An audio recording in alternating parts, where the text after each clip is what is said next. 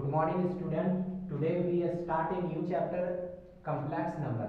It is the first chapter of complex number. आप ध्यान दीजिएगा, जो चैप्टर मैं आज आप सबको बता रहा हूँ ये अलजेब्रा का फर्स्ट चैप्टर आपके पास कॉम्प्लेक्स नंबर है। तो देखिए, हम सबसे पहले यदि कॉम्प्लेक्स नंबर यहाँ पे मैंने लिखा हुआ है तो आपको सबसे पहले कॉम्प्लेक्स नंबर का डिफिनेशन के बारे में मैं बताता हूँ, फिर मैं बताऊंगा कि कॉम्प्लेक्स नंबर है क्या। देखिए, कॉम्प्लेक्स नंबर के बारे में मैं बता रहा हूँ, a number which is of the form z is equal to a plus I is called complex number. complex देखिए, कॉम्प्लेक्स नंबर उसको बोला जाता है a number which is of the form z is equal to a plus i b is called the complex number. देखिए, आपको real number का पहले से जानकारी होगा, इस दुनिया में जितना भी नंबर है सबको रियल नंबर बोला जाता है, लेकिन रियल नंबर से भी बड़ा होता है आपका कॉम्प्लेक्स नंबर, जो रियल नंबर को भी अपने आप में समेटता है कॉम्प्लेक्स नंबर। तो देखिए, आज मैं कॉम्प्लेक्स नंबर के बारे में आपको बताऊंगा। A number which is of the form z is equal to a plus i b is called the complex number. यहाँ आपके पास z क्या है, a क्या है, b क्या है और i क्या है, इसके बारे में मैं सबसे पहले बता रहा हूँ। देखिए, set of the complex number को complex number is denoted by z। Complex number को z से डिनोट किया जाता है। यहाँ पे आपके पास z is equal to a plus i b जो है, यहाँ पे a को आपको बोला जाता है रियल पार्ट्स ऑफ z और b को बोला जाता है आपका इमेजिनरी पार्ट्स ऑफ z।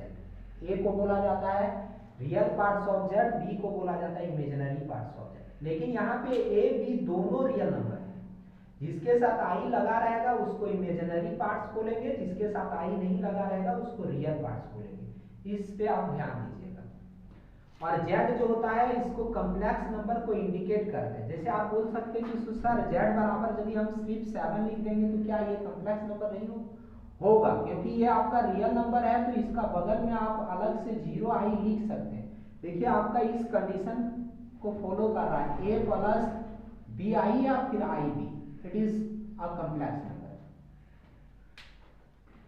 देखिए, यहाँ a को बोला जाता है real parts of z, b को बोला जाता है इमेजिनरी पार्ट्स ऑफ z और कॉम्प्लेक्स नंबर को z से इंडिकेट किया जाता है। अब मैं आपको i के बारे में बताता हूँ, जहाँ पे हम मेन पॉइंट के बारे में जा रहे हैं और इसके बाद मैं फिर इस पे आऊंगा। देखिए, यहाँ मैं सबसे पहले आपको i का जानकारी देता हूँ कि आखिर i है क्या। i एक लेटर है जिसको आयोटा बोला जाता है। It is a Greek word, Greek letter. I जो है ये आयोटा बोला जाता है, ये एक ग्रीक लेटर है। आपको एक दो चीज याद रखना है। सो आई स्क्वायर का वैल्यू -1 होता है, या आप फर्स्ट सेमेस्टर में ग्रेजुएशन में जाके पढ़िएगा। आई क्यूब का वैल्यू, देखिए आई स्क्वायर का वैल्यू -1 होता है। यदि आप इसका स्क्वायर हटा दीजिएगा तो आई का वैल्यू जो होगा वो आपके पास √(-1).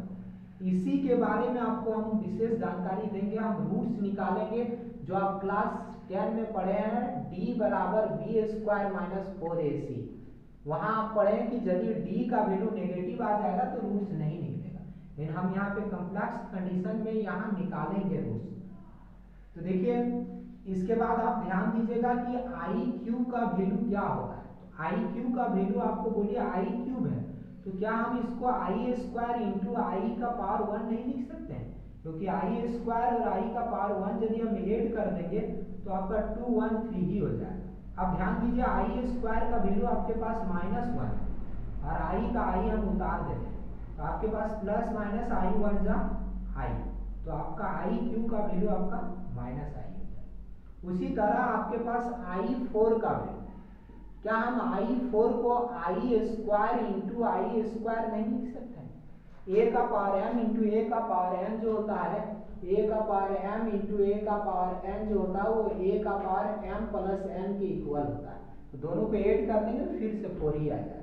देखिए आई स्क्वायर का वैल्यू -1 और फिर यहाँ पे आपका क्या दिया हुआ है आई स्क्वायर, तो फिर आई स्क्वायर का वैल्यू -1, तो आपका माइनस माइनस प्लस 1 1 जा 1, तो i4 का वैल्यू आपके पास होगा। ये तीन चीज आपको विशेष ध्यान देना है। आई स्क्वायर का वैल्यू -1 होता है, आई का वैल्यू √(-1) होता है, आई क्यू का वैल्यू आपके पास -i होता है और i4 का वैल्यू 1 होता है। आप इसको उतार सकते हैं। मैं इसको फ्रेश उतार देता हूँ, आप कहीं पे उतार लीजिए। I0 ये भी आप जान जाइए, I0 का वैल्यू 1 होता है, क्योंकि आप जानते हैं कि किसी भी संख्या या फिर कोई भी ए बी सी किसी के ऊपर यदि 0 होता है तो उसका वैल्यू 1 होता है। इसको भी मैं अभी प्रूव करके दिखाऊंगा। आई का वैल्यू आपके पास √(-1), आई स्क्वायर का वैल्यू आपके पास -1, आई क्यू का वैल्यू आपका -i और i4 का वैल्यू आपका 1।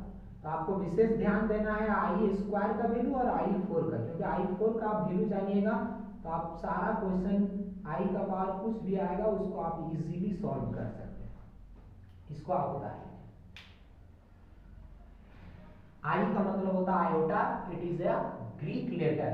I0 का वैल्यू आपका 1 होता है, आई स्क्वायर का वैल्यू आपका √(-1) होता है, आई का वैल्यू √(-1) होता है, आई स्क्वायर का -1, आई क्यू का वैल्यू आपका -i और i4 का 1। इसमें हम आपको बोले आई स्क्वायर और i4 पे आप विशेष ध्यान दीजिएगा। अब आप बोलिएगा तो सर आई का यूज कहाँ पे होगा? आप ध्यान दीजिए, मैं एक छोटा सा क्वेश्चन यहाँ पे लिख रहा हूँ। क्वेश्चन है आपके पास सॉल्व x² + x + 1 = 0। देखिए सॉल्व का मतलब आपको x का रूट x का वैल्यू निकालना। आप ध्यान दीजिए यहाँ पे x² का कोफिशिएंट आपके पास 1 है, तो a बराबर आपके पास 1 है। x का आगे आपका यहाँ 1 छिपा हुआ है, तो b का कोफिशिएंट x का कोफिशिएंट 1 है और c जो कांस्टेंट है उसका वैल्यू आपके पास 1 है। हम क्या करते हैं, सबसे पहले यहाँ हम d निकालते हैं। तो d निकालेंगे, आपका डिस्क्रिमिनेंट जब निकालेंगे तो d बराबर आपके पास होता है b² - 4ac। ये आप क्लास 10 में इसके बारे में पढ़े। देखिए तो आपका b का प्लेस में 1 है, तो हम यहाँ 1 लिख देते हैं, तो 1 का स्क्वायर -4। a का प्लेस पे आप ध्यान दीजिए, a का वैल्यू भी 1 है, c का वैल्यू भी आपके पास 1 का स्क्वायर आपका 1 ही आएगा। 4 1 जा 4, 4 1 जा 4। यदि हम इसको सब्ट्रैक्ट करेंगे तो -3 आएगा। और आप क्लास 10 में पढ़ चुके हैं कि यदि d का वैल्यू आपके पास नेगेटिव आ जाएगा, यदि d का वैल्यू नेगेटिव आएगा तो root is not possible, root नहीं निकलेगा। लेकिन यहाँ पे हम कॉम्प्लेक्स नंबर में रूट निकालेंगे जब d का वैल्यू नेगेटिव आ जाएगा। तो देखिए ध्यान दीजिए हम रूट्स कैसे निकाल रहे हैं। देखिए रूट्स निकालने के लिए हम क्या करते हैं, सबसे पहले हम लिखते हैं यहाँ पे रूट्स x बराबर। देखिए रूट्स बराबर आपका फॉर्मूला होता है -b ± √d और बाय में आपका 2a। ध्यान दीजिए तो -b तो आपके पास हो गया -1 प्लस √d, d का प्लेस में आप d का वैल्यू -3 निकालें और ये 2 और a का प्लेस में हम 1 रख देते हैं। आप इतना उतार लीजिए पहले।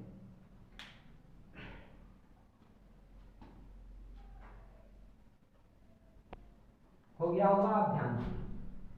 इस स्टेप के बाद आप ध्यान दीजिएगा, -1 का हम -1 उतार देते हैं, प्लस माइनस बोलिए तो जहां पे आपका -3 लिखा उसको हम -1 × 3 लिख सकते हैं और बाय में आपका 2 1 जा 2 -1 प्लस माइनस। ध्यान दीजिए जहां पे आपका -1 है उसको हम अभी आपको बोले थे कि i² का वैल्यू आपका -1 होता है, तो जहां i -1 है वहां पे हम लिख देते हैं i² और ये 3 का 3 बाय में -1 प्लस माइनस i² से i निकल गया √3 ये आपके पास x का वैल्यू आ गया। यहाँ आपके पास दो वैल्यू आ गया, एक अल्फा बराबर -1 प्लस i √3/2 और एक बीटा बराबर -1 माइनस i √3 और बाय में 2, एक पॉजिटिव नहीं। इसी का यही i का यूज आपका रूट्स निकाल। लेकिन इससे रिलेटेड आपके पास बहुत सारे क्वेश्चन आएंगे, इसको आप पहले उतार लीजिए थोड़ा ध्यान से। अब इसके बारे में मैं कॉम्प्लेक्स नंबर का डिफिनेशन आपको बता चुका हूँ, जेड से इसको इंडिकेट किया जाता है। लेकिन आपके पास बहुत सारा कॉम्प्लेक्स नंबर रहेगा। सपोज आपके पास जेड बराबर, इफ जेड1 बराबर आपके पास 2 + 3 आई, जेड2 बराबर आपके पास 3 - 3 आई, जेड3 बराबर आपके पास 7 + 4 आई, उसी तरह आपके पास जेड4 बराबर 8 - 9 आई। बहुत सारा कॉम्प्लेक्स जब भी नंबर रहेगा आपको, तो set of complex number, set of complex number is denoted bye Z. आप ध्यान दीजिएगा, यदि आपके पास बहुत सारा कॉम्प्लेक्स, देखिए जेड से जेड1 जेड2 बहुत सारा कॉम्प्लेक्स नंबर है, तो इस बहुत सारा कॉम्प्लेक्स नंबर को, सेट ऑफ कॉम्प्लेक्स नंबर को सी से इंडिकेट करते हैं। Set of the complex number is denoted by C, sorry हम वहां जेड लिख दिए थे, सी। और यहाँ पे जेड1 जेड2 जेड3 जेड4 और भी आप लिख सकते हैं। तो बहुत सारा कॉम्प्लेक्स नंबर को आप सी से इंडिकेट करते हैं, इसको भी आप बता लीजिए। फिर से एक बार मैं कॉम्प्लेक्स नंबर एक लिखता हूं, z बराबर 2 + 3 आई है आपके पास, तो यहाँ पे 2 को बोला जाता है रियल पार्ट्स ऑफ z, और 3 को बोला जाता है आपका इमेजिनरी पार्ट्स ऑफ z। और यदि आप यहाँ पे देखिएगा तो आप दोनों रियल वैल्यू है, 2b 3b, लेकिन इसको बोला जाता है रियल पार्ट्स ऑफ z और इसको बोला जाता है इमेजिनरी पार्ट्स ऑफ z। देखिए सेट ऑफ कॉम्प्लेक्स नंबर के बारे में भी आप जान गए। सो बहुत सारा कॉम्प्लेक्स नंबर रहेगा तो उसको सेट